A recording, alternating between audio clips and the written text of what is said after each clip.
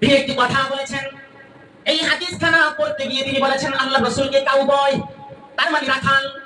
আল্লাহ রাসূল রাখাল ছিলেন, এটা আমরা বই পুস্তকেও পড়েছি, ইতিহাস পড়েছি, আমরা সবাই জানি।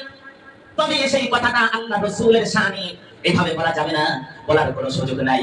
কারণ রাসূলের শান, রাসূলের মান, রাসূলের ইজ্জত আমার আল্লাহ এত উপরে নিয়েছেন। যাকে উদ্দেশ্য করে কোরআনুল কারীমে আয়াতে কারিমা নাযিল করেছেন, ওয়া দাফা'না লাকা যিকরাক, আপনার ইজ্জত, আপনার মর্যাদাকে আমি আল্লাহ সমুন্নত করেছি, সবার উপরে আমি স্থান দিয়েছি। সুবহানাল্লাহ।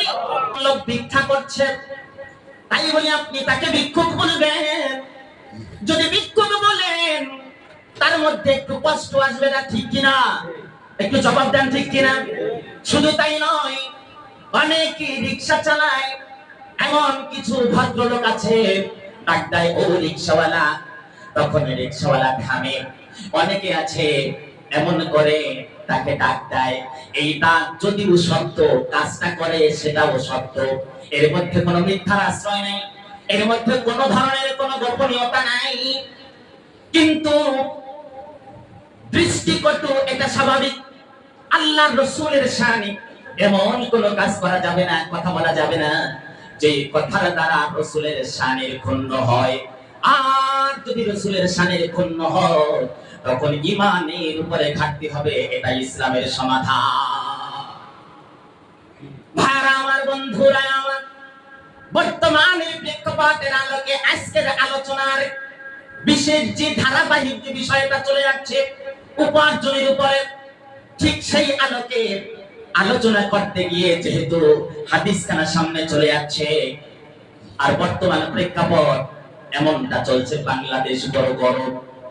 আমার দেশের ইসলামিক স্কলার, কোটি মানুষের হৃদয়ের স্পন্দন, যুবকদের আইডল, গোটা বিশ্ব আজকে চমক লাগিয়ে দিয়েছে।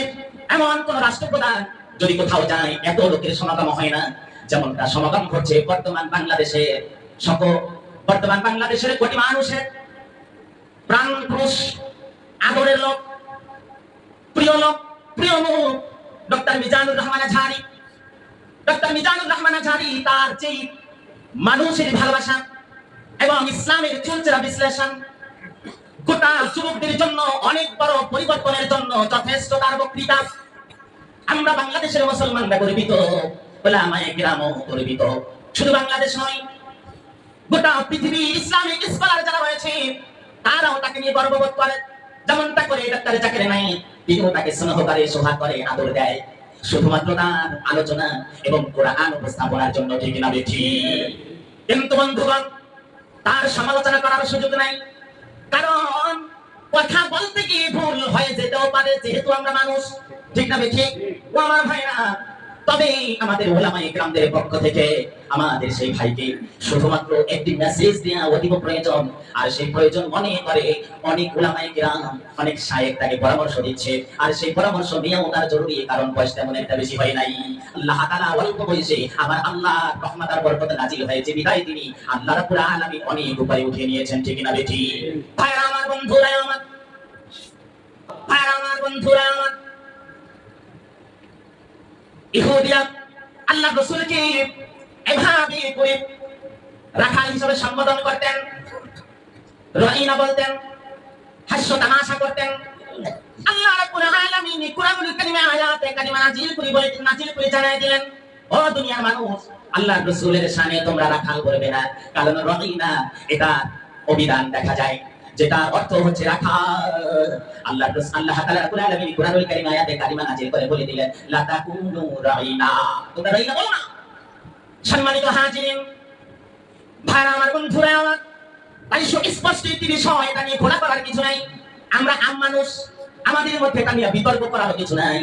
কারণ হচ্ছে আমার ভাই এমন একজন মহান ব্যক্তিত্ব, আমার আল্লাহ তার উপরে দয়া নাজিল করেছেন, আমার আল্লাহ পছন্দ করেছেন, তার মুখ দিয়ে কুরআনুল কারীমের উপস্থাপনা এত সুন্দর করে বের করছে, লক্ষ কোটি কোটি জনতা শোনার জন্য পাগল হয়ে যাচ্ছে, ঠিক না বেঠিক? এই সমাজ পরিবর্তনের জন্য, এই দেশ পরিবর্তনের জন্য, ইসলামের দিকে সমস্ত মানুষ ধাবিত করার জন্য এরকম কিছু মহান ব্যক্তিত্ব এক এক সময় এক একজন চলে আসে, যেমনটা করে আমাদের হৃদয়ের স্পন্দন, আমাদের হৃদয়ের স্পন্দন কোরআনের পাখি আল্লামা সাঈদী ছিলেন। ভাইরা আমার, বন্ধুরা আমার, ঠিক তেমনি করে আমার আল্লাহ রহমান স্বরূপ আমাদের আছারি ভাইকে দিয়েছেন, কিন্তু তার কথা বলার বেলায় আল্লাহ রাসূলের শানের ক্ষেত্রে, উম্মুল মুমিনিনদের শানের ক্ষেত্রে কিছু কথাগুলো অবশ্যই সতর্কতা অবলম্বন করে বলতে হবে। এটা হচ্ছে সমস্ত উলামায়ে কিরামের নির্দেশনা, এটা সমালোচনা নয়। সম্মানিত হাজিরিন, আসুন তাহলে আল্লাহ তাআলা রাব্বুল আলামিন আপনাকে আমাকে পৃথিবীতে প্রেরণ করেছেন একমাত্র শুধুমাত্র আল্লাহর ইবাদত করার জন্য। নামাজ পড়বো 5 ওয়াক্ত মসজিদে, নামাজ পড়ার পর মসজিদে কোনো কাজ নাই। আমার আল্লাহ বলেছেন তোমরা দুনিয়ায় বের হয়ে যাও, বের হয়ে পড়ো, ছড়িয়ে পড়ো, আমি আল্লাহর অনুগ্রহ সন্ধান করো। অনুগ্রহ যদি সন্ধান করতে পারো রে, বেশি বেশি আমি আল্লাহকে স্মরণ করতে পারো, লাআল্লাকুম তুফলিহুন, যেন তোমরা সফলকামী হতে পারো। সম্মানিত হাজিরিন, তাই আসুন আল্লাহ তাআলা রাব্বুল আলামিন, আল্লাহ তাআলা রাব্বুল আলামিন হাবিব মুহাম্মদ রাসূলুল্লাহ সাল্লাল্লাহু আলাইহি সাল্লাতু ওয়াসাল্লাম বলেছেন, কুল্লুকুম রাঈন ওয়া কুল্লুকুম মাসউলুন আন রাইয়াতিহি। কুল্লুকুম রাঈন, সকলেই তোমরা দায়িত্বশীল, তোমাদের প্রত্যেকেই দায়িত্বপ্রাপ্ত। ওয়া কুল্লুকুম মাসউলিন, আল্লাহর হাবিব মুহাম্মদ রাসূলুল্লাহ সাল্লাল্লাহু আলাইহি সাল্লাতু ওয়াসাল্লাম বলেছেন, প্রত্যেকে তার দায়িত্ববান, তার দায়িত্বে যারা রয়েছে তার বিষয়ে আমার আল্লাহ জিজ্ঞাসিত করবে। আমি মসজিদের খতিব রয়েছি, আমার কাছে জিজ্ঞাসিত হবে মুয়াজ্জিন খাদেম তারা কি করেছে, মাদ্রাসার শিক্ষকরা কি করেছে, কমিটি দায়িত্ব ছিল কি, কি তারা করেছে। এই ধরনের জিজ্ঞাসার সম্মুখীন আমাকে হতে হবে। ও আমার ভাইরা, আমি সঠিক কথাগুলো মহল্লায় বলতে পেরেছি কি পারি নাই, এ সম্পর্কে আমি জিজ্ঞাসিত হব।